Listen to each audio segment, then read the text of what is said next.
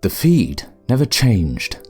No matter how many posts he added with pictures of his new Overwatch score or his latest Minecraft build, no one followed Kevin on his Instagram.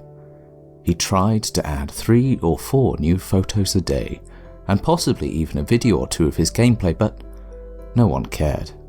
He had 200 followers, and most of those people never even liked his content.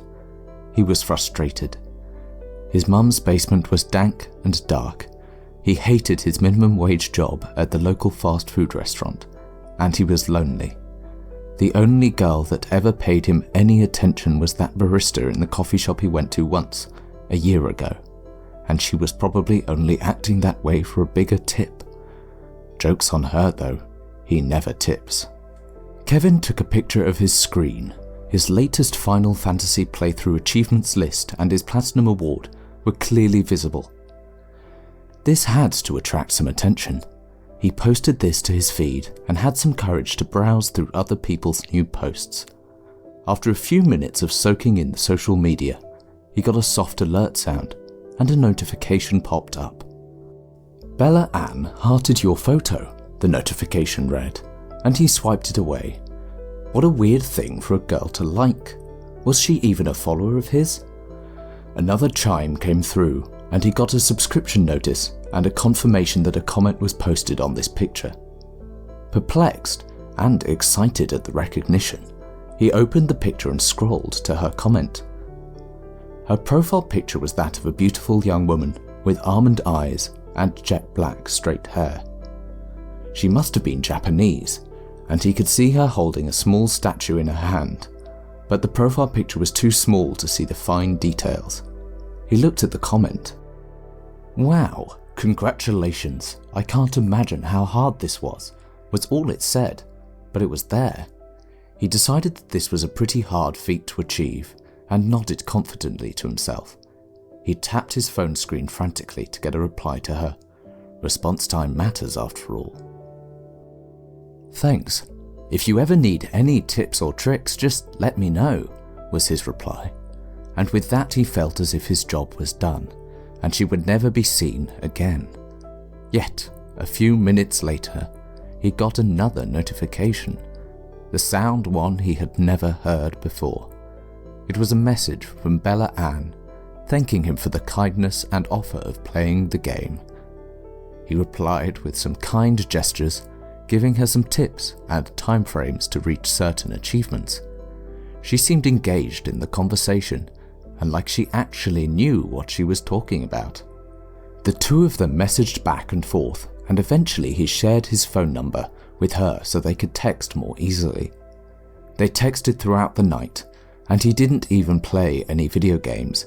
He was so enthralled with this new person, this woman, who had captivated his interest. She seemed genuinely kind and very sweet, and in her picture she became more beautiful the longer he talked to her. He offered to give her a call, but she had to decline due to the time. It was 2 a.m. and she did not want to wake her flatmate. Understandable. She was respectful. That's always a good trait to have. "Let's meet up tomorrow for dinner," he offered, and suggested a local chain restaurant that would be busy so he wouldn't put any undue pressure on the beautiful girl. Her reply was quick. "No way. Let's go somewhere intimate. I really want to get to know you." She even sent a small heart emoji with that, and for once he actually felt excited. The dim glow of his phone in the darkness of his bedroom made his smile shine just that much brighter. "We can meet up now if you really want to. I can come to your place, you know, if you are okay with that kind of thing." This was a risky text, and he was laying all of his confidence on the line. He saw her little as she typed out her message, and he thought his heart nearly dropped as he waited for the reply. I couldn't think of a better idea. She had a winky emoji with that, and included an address for him. It was only a few blocks away. He could walk. Good thing too he didn't have a car. What are the chances that she would be so close? He put himself together as best as he could for someone who rarely leaves his home and isn't used to dressing up. He brushed his hair, donned a plaid button-down and a pair of skinny black jeans, and his old but gold sneakers. He was careful to close his door behind him, quietly, so as not to wake anyone else up in the house. After a few minutes of walking, he got to the apartment where Bella Ann had indicated she lived. It was a nice little house, a red brick with a blue front door. There wasn't much to look like it was lived in, but she did say it was a college apartment after all. The door opened. The person unlocking it was behind the door, and in the darkness of the foyer, he couldn't see much. He stepped in and took off his shoes to be polite. The door latched quietly behind him, and he was washed in the darkness. He heard the latch of the door, but it almost sounded as if somebody had used a key to lock it rather than a flipping latch. He lifted his phone and used the bright screen as a flashlight. There definitely was no lock on the door, and he shone the flashlight in the corner where he felt the figure, his host, standing. The person before him wasn't the cute Asian girl from the picture he had been staring at for hours. It was a man, towering over him with a bat in his hand. Before he even had the ability to scream, Kevin felt a blinding pain across his forehead, and he crumpled to the ground like broken glass.